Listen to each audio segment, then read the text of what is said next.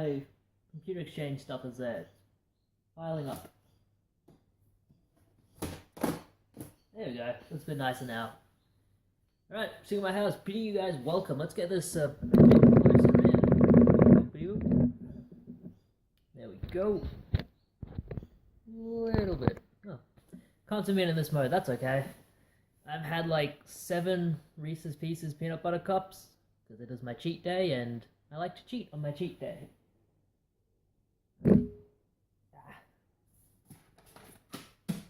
You diet the whole week, you exercise all week, and then on your day off you have a cheat day. It's fun. It's good stuff. And you film a video for the people who watch. A small amount of people, but the people who still watch. Okay, so we don't have an amazing amount to show. This is another episode of expensive games that I wasted my money on, except it wasn't quite as expensive as it was last time. There is one that's massively expensive, and it's really, really expensive. But the rest of them were, like most of these were under $30. There were a few that were in the $100 range, but we will get to them when we get to them. So we'll show this stuff. Looking down at this because this is the list of the prices I paid for stuff, because this was all online. First up here for $4. I found this on the EB Games website. A hint for any, not EB Games, Cash Converters website. Hint for anyone who uses the Cash Converters website. If you click on an item and it says auction ended, but it doesn't say sold yet, save that to your favorites, because it's a small chance. But there is a chance that someone has felt buyer's remorse as soon as they have clicked the buy it now option, and so they've bought it, and Cash Converters will hold a buy it now for, I think, 2 hours before relisting it. And if they do that, it's just going to be relisted in the same spot. It's not going to be relisted to the front page. So if you do that, save it to your favorites, come back in a couple of hours, it might be available.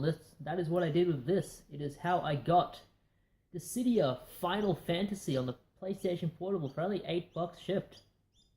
$4 there plus $4 shipping. Good deal. This is completely complete. Complete as it gets. Cool reversible artwork in there. I did have this game once upon a time. I think I sold it on, so it's good to get it back. I don't like the Dissidia games an incredible amount. I think they're a bit convoluted, but they are fun in short bursts, and it is interesting to see like all the Final Fantasy characters interact with each other. So yeah, for $8, thought I'd grab it. I actually have to sort through all of my PSP games and put them in alphabetical order, because I'm trying to get all of my collection in alphabetical order. That way it's easier to figure out if I have something or not. Right, the other PSP game that I got, this is one I would have bought anyway. I just thought I'd show it in this video. Also for $8, $4 plus $4 shipping. Afterburner Black Falcon. This is a hidden gem, people. Pick this up if you see it. This is just like the arcade game that was released in the late 2000s. 2006, so mid-2000s actually. I forget how old the PSP is. It's over 10 years now. Is the PSP old enough to be considered retro? Maybe. Yeah, this is just like the arcade game. It's a lot of fun. It's very fast paced. You got a lot of ships to choose from. I've been playing this a lot. It is complete in there. As complete as it gets. Yeah, $4 plus $4 shipping. Why not? Fun game, man. Always be looking out for fun games. Only 2 PlayStation 1 games for this video. I went PS1 crazy in the last one. And PS1 is a collection I'd like to bulk up. I would like to get the really good titles like the Klonoas, the Adventures of Lombax, Symphony of Night, stuff like that, but I mean, even if I'm paying PayPal money, like, even if I am buying stuff, selling stuff, and then using that money to buy stuff, I don't want to pay massive prices. Like, there's only one game in this that I've actually, like, paid a lot for, so this game was $11.50 shipped, loaded. This is the Platinum copy, which I didn't really want, but it was cheap. This is a really fun game. Definitely check this one out. This one is definitely worth your time. It is not really a twin stick shooter, but it is similar to a twin stick shooter where it drops you on a grid type map and you go around to various rooms, killing all the enemies, shooting them. Except with this one, you can only shoot in the direction you're aiming, so it is kind of difficult, but I haven't played a massive amount of it. I've only played like 30 minutes of it, beat the first few levels, so it is pretty good. It is, definitely recommend this one. For $11, can't go wrong. This one was $13.95. A game I was hoping better things for. It is Shadow Gunner: The Robot Wars. I was hoping for good things from it, but it's just no good. I thought because it was a Ubisoft title that it would be pretty decent. An arcade style of mech shooting game, and it is kind of like that, but the controls are just rough. I think this was 1998, so the DualShock would have been out by now, so this should have used DualShock technology, but oh well. Add it to the collection, probably sell that one on if I don't want to keep it. Another cash converter's fine. This one was Final Fight. This was $10.50 shipped. Not a bad deal at all for Final Fight Streetwise. I've heard bad things about this game, but it's what I want to sit down and try for myself because I do want to just try it.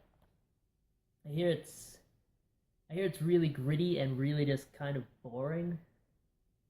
They took all the things out of the original Street or Final Fight that made it interesting, so it's probably not going to be very fun, but it is one I would like to sit down and try out for myself. It is as complete as it gets, so for $10.50, it's a good deal. I could probably resell that for more than I bought it for, so if I don't like it, I'll sell it on. And this was the big purchase. A little bit of regret for this one. Now, we'll tell you why. This was $244 plus $19 shipping for a grand total of $264.51 AUD, Australian dollar. It is Rule of Rose. Probably the rarest horror game on the PlayStation 2. I can't really think of another one. Possibly Gregory Horror Show is a bit rarer, but it's definitely not a sought after. For anyone who doesn't know, this was only released in like Europe, continental Europe, and Japan and America. And the numbers that they were released in were apparently very limited. It was well under 100,000 copies for each version. So this is up there with like some of the later Sega Saturn titles kind of production runs. So it is a rare game technically. So what? Yeah, it's all in there, complete as it gets. This one actually had, take it out, a memory card with it, which is cool. Has save data from this game on it. The person who was playing it did not get super fire in it.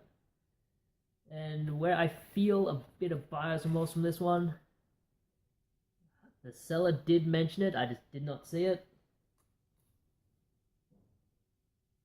You see that? The case has like speckles on it. And the speckles are from the artwork itself because this is water damaged. So that sucks. That really, really sucks because it's cost me a lot. But the disc is good. I can play the game fine. This is a purely cosmetic thing. If I really cared, I'd just print out a new inlay for it. You know, I'd go out and buy some photo paper and then just print a nice new inlay and no one would ever know the difference, but I'm not going to do that. I'm just going to leave it as it is. It will be the next game I play because I have played about 30 minutes of it so far. Got through the opening prologue and it seems really good. I've heard some bad reviews on this one. Like, there's a few online reviewers that say it's not a good game and I doubt it's worth the price it goes for, but yeah, it does seem interesting so far. It's like, you're in this house, there are like orphans and shit. It's interesting. I'm going to cut the video because it's about the 10-minute mark and I don't want to lose this footage. Okay, we're still going well. So yeah, Rule of Rose, it was very expensive. And honestly, if this is one, if I play it, finish it, and don't really like it, I'm probably just going to sell it on. Because at the price I paid, there are a lot of games good games that I could rather get, but I am going to sit down, play this one, and judge it for myself. One of the main complaints about it is the controls, but horror games are not meant to have perfect controls. It's supposed to be restricting. Like, think of it as similar to darkness in a horror movie. It's like the movie's a bit dark, not because they're trying to hide shit, but because they're trying to heighten that tension and mess with your senses. If you can't see everything on the screen, then that's gonna make you think, man, something's there, but I can't see it. Like, yeah, it's similar to that. It's hard to explain. That's why I don't feel like bad controls are bad controls. But if something is bad but fits the thing it's going for, then that's fine. If you're playing as like a 15-year-old girl in this game, so she's not going to be a bloody combat expert. She's going to have a hard time swinging an axe or something. She's probably going to have bad stamina for running around. She's probably going to be clumsy, so she's not going to be able to move like a gymnast, like turn on a dime. So I mean, yeah, it's hard to explain. Also, nice case for that little plastic one that it came in. This is one I didn't think I would get for a while, but I found it for, how much was this? This was $22 shipped.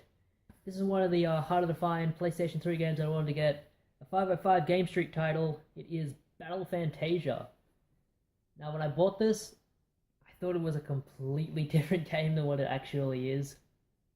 Ooh, excuse me.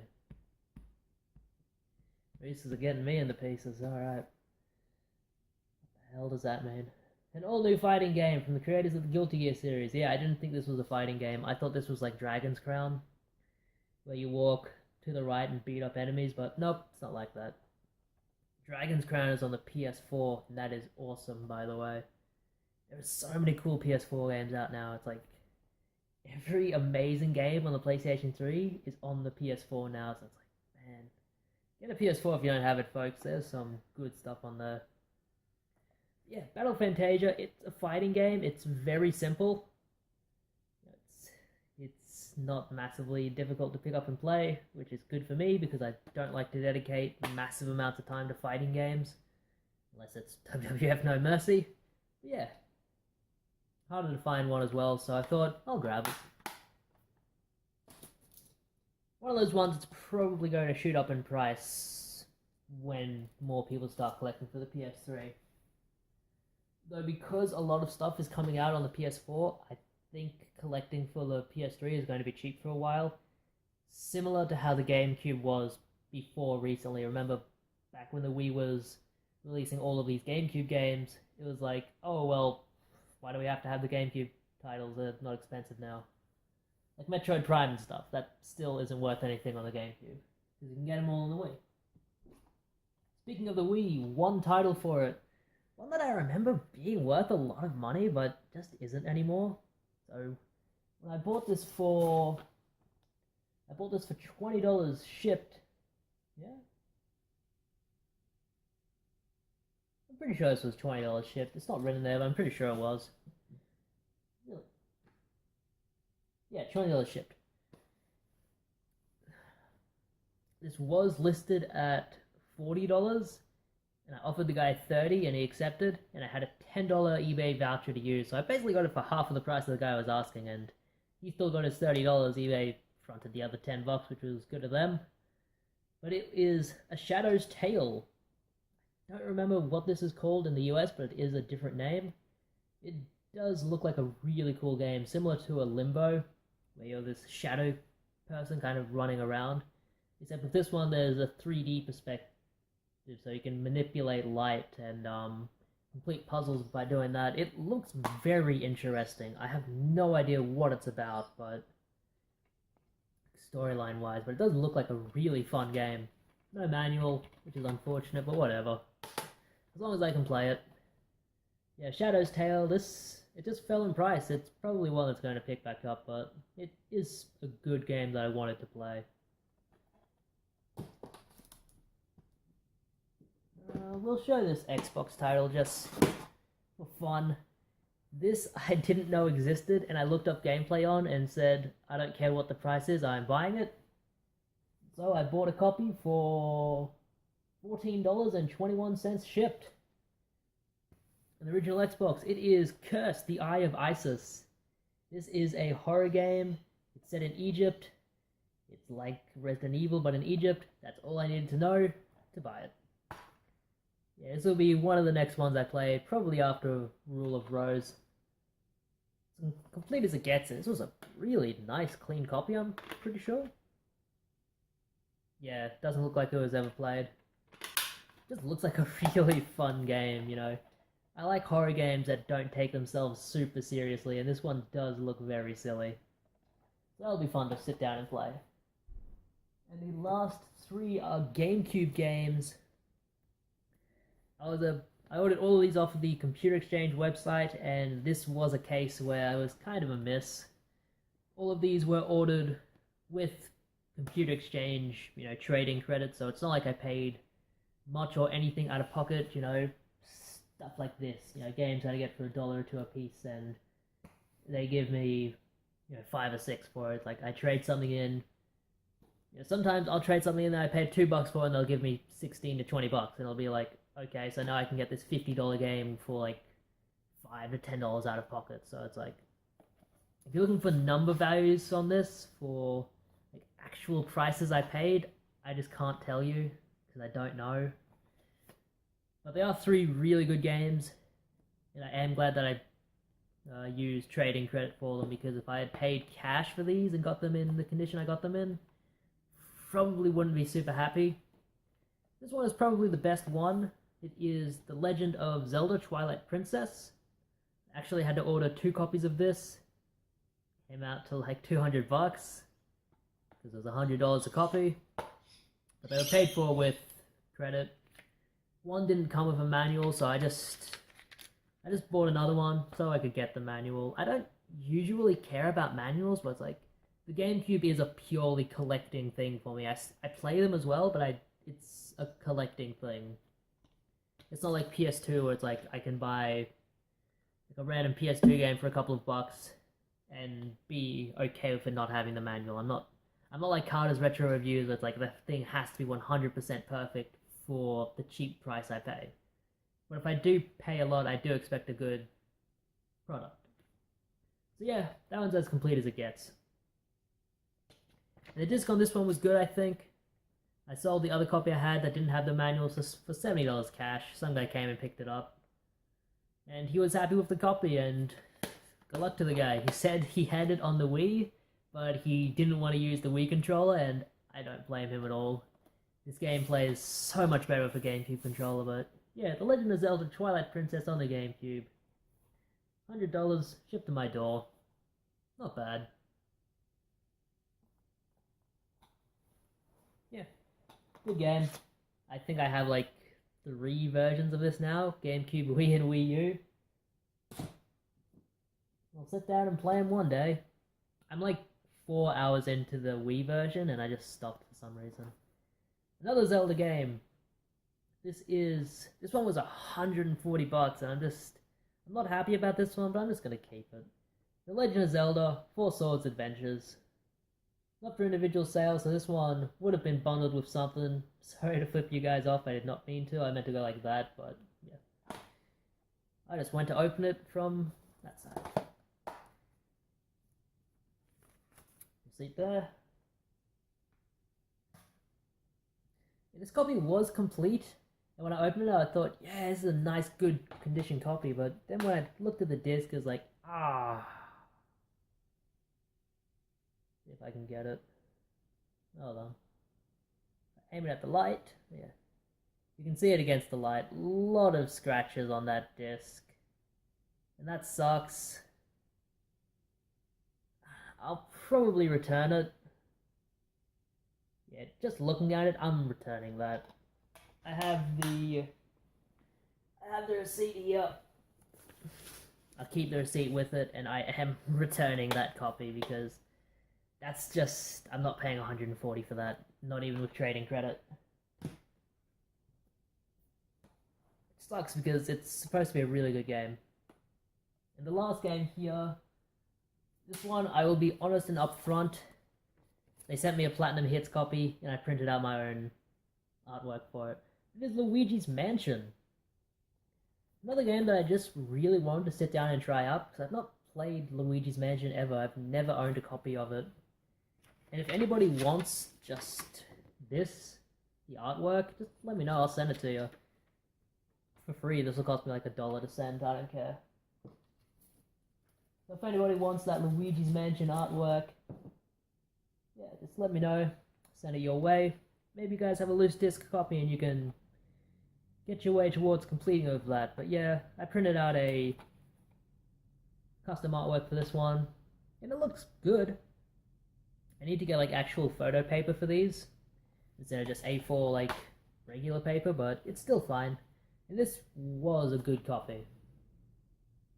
Complete as it gets, and the disc was really good. Just a little light. Just a little light mark there. Nothing to fret about. I do understand that it is hard to clean GameCube discs, but oh well. What can you do? And that one was, I think that one was cheaper. Yeah, that one was 65 bucks. That one was the cheapest of the GameCube lot. So yeah, a lot of games I wasted my money on. Thankfully, all of it was PayPal money, and all of it was either like trading credit or stuff like that. So it's not like I lost any money out on it, so got some good games to play. I didn't have to pay anything from my bank account to get them, so it's not like I'm going broke or spending any money, any real money to get these. But yeah, that'll be all for now. See what has been you guys farewell. Hope you enjoyed.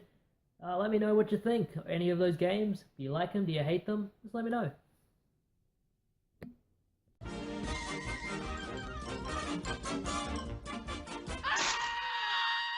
And that's all, folks.